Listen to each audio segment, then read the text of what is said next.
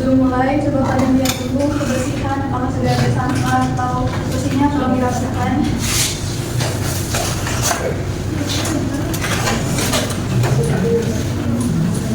Oke, sudah rapi? Nah, kalian ingat nggak pelajaran kita minggu lalu itu belajar tentang apa?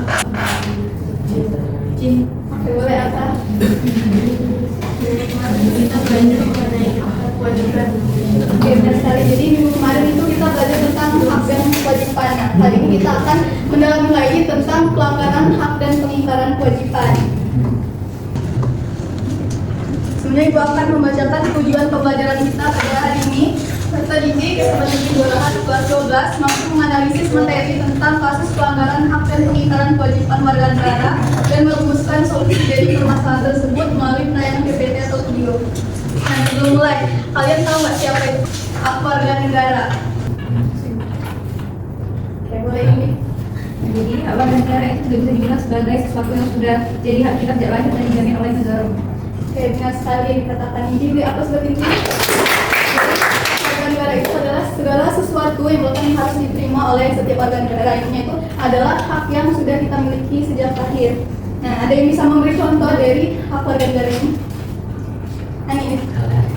Jadi contoh dari hak warga negara itu misalnya hak untuk mendapat pendidikan, kemudian itu hak untuk berpendapat, kemudian hak mendapat pelayanan kesehatan yang baik.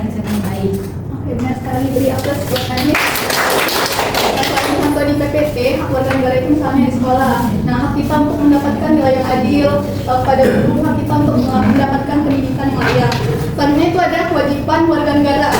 Ada yang tahu kewajiban dari warga negara?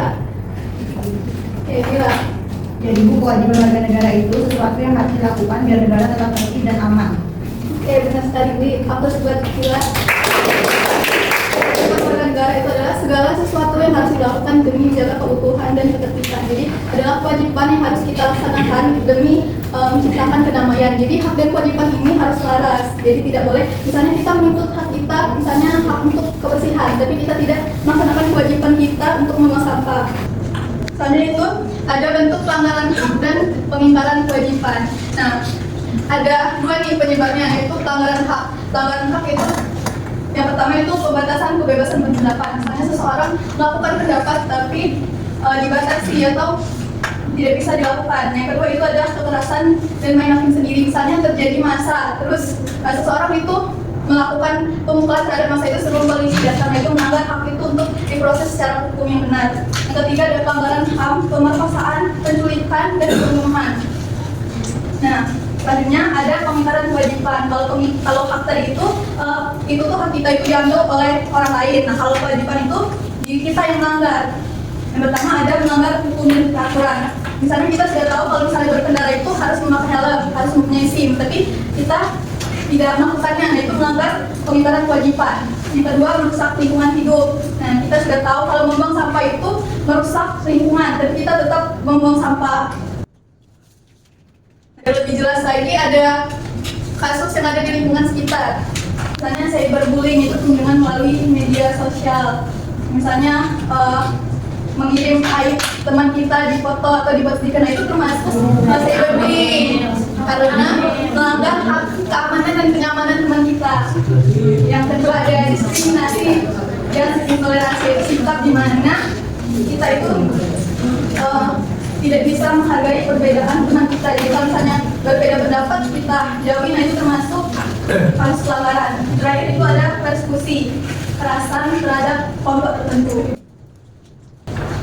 Nah, dari gambar ini ada yang bisa memberikan penjelasan oleh Anel? Oke, menurut saya itu gambar itu menunjukkan anak-anak yang harus bekerja padahal mereka masih kecil dan harusnya bisa sekolah. Oke, nah saya ada yang lagi bisa beri pendapat? Nazar? Menurut saya, dan gambar itu termasuk pelanggaran hak anak karena anak itu punya hak buat dapat pendidikan dan lain bukan kerja seperti yang ada di gambar. Oke, benar sekali yang dikatakan oleh Amel dan Nesa. Apa itu betul? Dari gambar itu terlihat ada anak yang sekolah dan anak yang menjadi pemulung. Nah, dari gambar ini termasuk pelanggaran hak terhadap hak anak untuk mendapatkan pendidikan yang layak. Nah, ini adalah penyebab dari pengingkaran kewajiban warga negara. Yang pertama itu penyebabnya. Yang pertama rendahnya kesadaran hukum. Jadi padahal kita sudah tahu kalau misalnya melanggar itu ada konsekuensinya, tapi tetap dilanggar.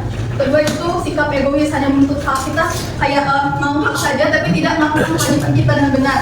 Yang ketiga itu lemahnya penegakan hukum. Jadi penegakan hukum yang lemah itu membuat kepercayaan masyarakat itu melemah. Jadi kayak kalau misalnya tidak dilakukan itu masyarakat bisa tidak percaya lagi kepada aparat hukum. Selanjutnya adalah dampaknya. Pertama, hilangnya rasa keadilan, konflik sosial, dan menurunnya kepercayaan terhadap pemerintah. Nah, itu selanjutnya ada upaya pencegahan dan solusi. Jadi untuk yang pertama menumbuhkan rasa tanggung jawab dan sadar hukum. Nah, untuk hal ini yang pertama itu bisa dilakukan kepada diri kita sendiri. Kalau misalnya dari kita sendiri, kita bisa untuk mempengaruhi orang lain juga untuk menumbuhkan rasa tanggung jawab. Selanjutnya ada meningkatkan penegakan hukum yang adil, mendorong pendidikan karakter dan moral. Jadi dari sekolah, dari pemerintah juga seharusnya bisa menekankan bahwa pentingnya untuk melakukan hak dan kewajiban ini. Selanjutnya melakukan kampanye anti pelanggaran hak dan kewajiban. Nah, ini Ibu ada video kasus. Kemarin sudah dibentukkan 2 kelompok? Sudah. Kemarin juga ada tugas poster kan? Iya. Nah, nanti kita presentasi poster sama tugas yang analisis kasus ini. Nanti Ibu beri lembar kerja. Kita dulu ya. Bisa dibentuk juga kelompoknya 2 kelompok besar ya? Iya, Bu.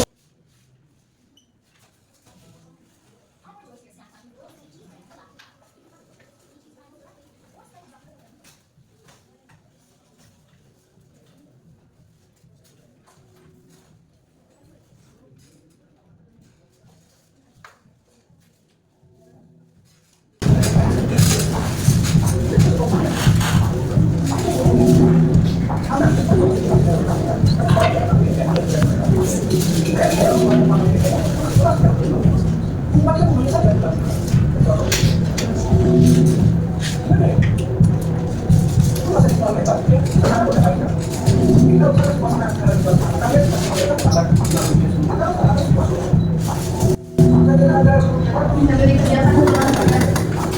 Kalian juga bisa scan di FAPD ini juga sudah ada barcode. Jika ada yang kurang jelas atau mengerti bisa tanyakan dengan Ibu ya.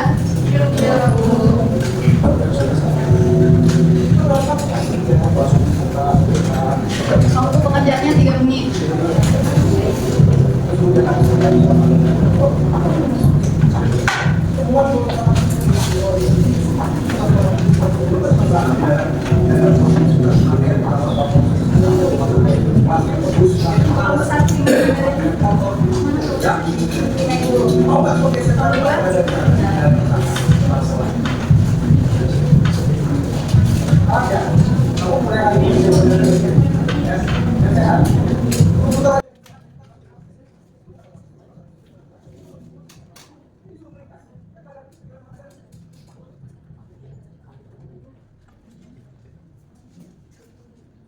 Mungkin sudah selesai ya pengerjaannya.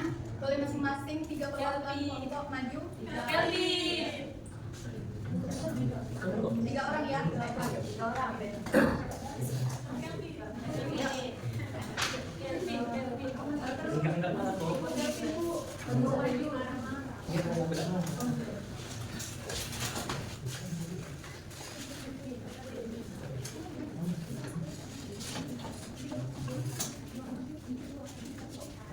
Baca dulu poster yang minggu kemarin ya anak-anak.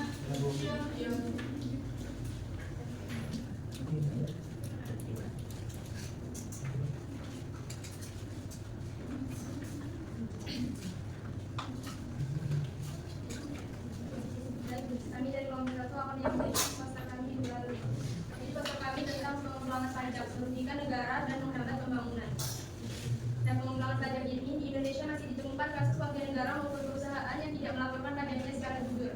Pengembangan pajak adalah tindakan menghindari kewajiban bayar pajak untuk keuntungan pribadi. Kasus ini menyebabkan kerugian keuangan negara dan menghambat pembangunan fasilitas publik seperti sekolah, jalan, dan layanan kesehatan. Kemudian kewajiban yang dilanggar untuk membayar pajak sebagai kontribusi bagi negara. Dampak kasus, pendapatan negara berkurang, pembangunan infrastruktur terhambat, dan ketimpangan sosial meningkat. Kemudian kami memiliki slogan, bayar pajak, wujudkan Indonesia maju, jujur pajak, negara kuat.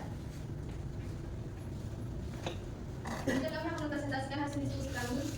Yang pertama itu menurut pendapatmu kewajiban siapa yang diabaikan dalam peristiwa tersebut? Jelaskan alasannya. Nah, kewajiban yang diabaikan adalah kewajiban siswa untuk datang tepat waktu ke sekolah karena sebagai pelajar datang tepat waktu adalah bentuk kedisiplinan dan tanggung jawab terhadap kegiatan belajar. Selanjutnya akan disampaikan oleh Prof. Nah, selanjutnya nomor 2, pertanyaan menurut pendapatmu kewajiban siapa yang diabaikan dalam peristiwa tersebut? Jelaskan alasannya. Jawaban dari kami, hak siswa diabaikan karena hukuman yang diberikan membuat mereka kehilangan waktu belajar di kelas. Harusnya hukum tidak sampai mengganggu hak siswa untuk memperoleh pendidikan. Hanya dibacakan rekan saya. Bagaimana seharusnya kesadaran warga negara, guru, siswa, masyarakat ditentukan jika terjadinya kasus serupa. Guru harus lebih memahami karakter siswa dan situasi yang menyebabkan keterlambatan siswa, sebaiknya itu berusaha datang tepat waktu, dan orang tua itu perlu bergerak aktif memberikan pengertian agar anak belajar disiplin tanpa tekanan berlebihan. Saya kembalikan ke kelompok kedua. Baiklah, proses dari kelompok 2 itu mempresentasikan hasil konsentrasi, yaitu konsen tentang pelanggaran lalu lintas, ancaman pelanggaran bersama. Pertama itu pelanggaran lalu lintas. Pelanggaran lalu lintas seperti tidak memakai helm, berkendara melawan arus dan balap liar masih sering terjadi di berbagai kota. Yang pertama itu yang pertama tingginya angka kecelakaan, yang kedua meresahkan masyarakat, yang ketiga itu kewajiban yang dilanggar, taat hukum dan menjaga ketertiban umum. Selanjutnya akan dipresentasikan oleh yang namanya Dari analisis kasus itu, tadi kewajiban siapa yang diabaikan dalam peristiwa tersebut? Jelaskan alasannya. Nah, jadi kewajiban guru yang diabaikan yaitu mendidik dengan cara yang humanis, hukuman fisik atau mempermalukan siswa tidak sesuai dengan prinsip pendidikan yang beretika dan berkeadilan.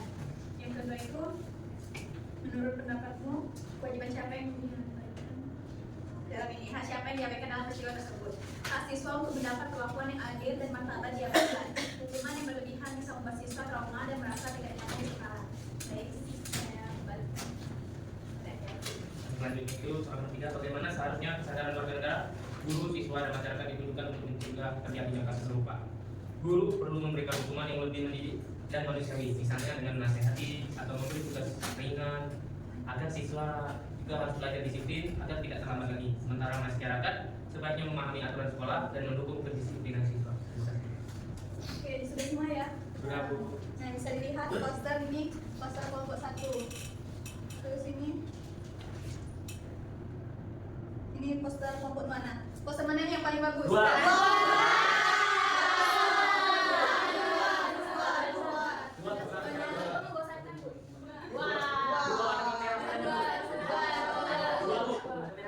Karena semuanya sudah bagus dan tadi jawabannya untuk kasus itu sudah benar, jadi ibu ada ribuan dulu.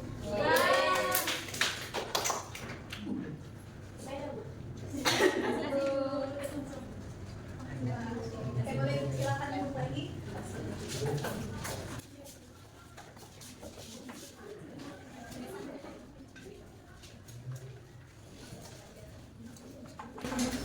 Sebelum memberi kesimpulan, ada yang ingin ditanyakan tidak tentang materi hari ini atau ada yang kurang jelas?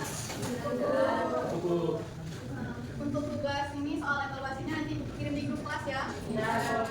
Ada yang mau memberikan kesimpulan kita hari ini?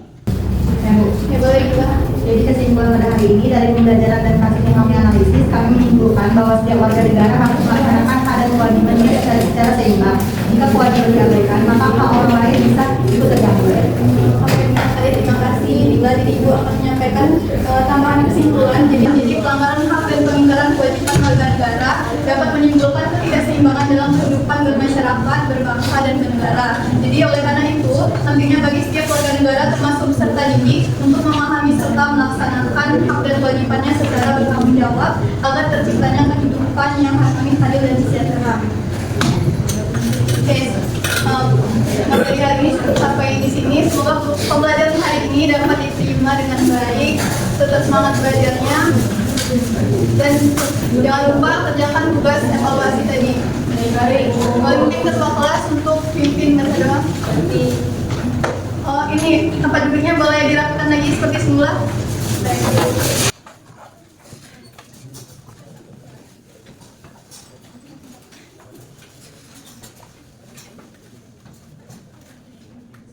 Boleh ketua kelas pimpin berdoa. Baiklah, teman-teman, semoga ini ada kegiatan doa terlebih dahulu berdoa. Berdoa.